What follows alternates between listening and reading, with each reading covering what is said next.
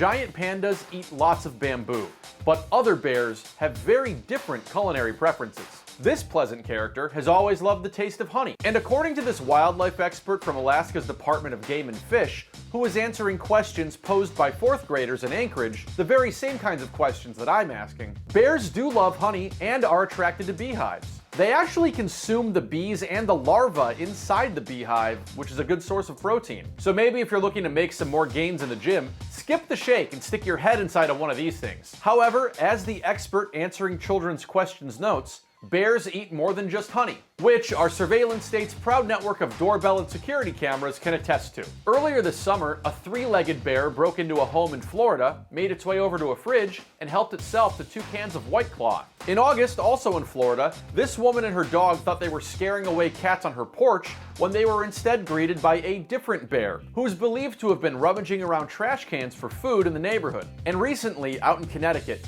yet another bear was just captured on camera helping itself to not honey, not trash, and not a college girl's locale booze, but a saucy homemade delicacy straight out of Italy. This Ring camera picks up moments after a black bear broke through a window screen and made its way into this Connecticut home. It makes itself comfortable right there in the middle of the, hallway or something. Anyway, the thing starts to wander around. Here's the lady who owns the place. You can see him going from room to room, so as comfortable as I am in my house. Our bear then makes its way into the kitchen, where it approaches this fine appliance, paws open the bottom freezer, and pulls out a frozen lasagna. And instead of popping it in the microwave, it just jumps out the window with it. It's very hard to believe. My mom made me some lasagna, I left it in the freezer, and the bear just, cooked. Satisfied with its takeout, the bear then ventures out the back porch and eventually leaves the property. Though the owner said this furry mooch kind of trashed the place. It's actually stayed in the house for about 35 minutes. Animal experts say that when fall hits, black bears become more active because they up their food intake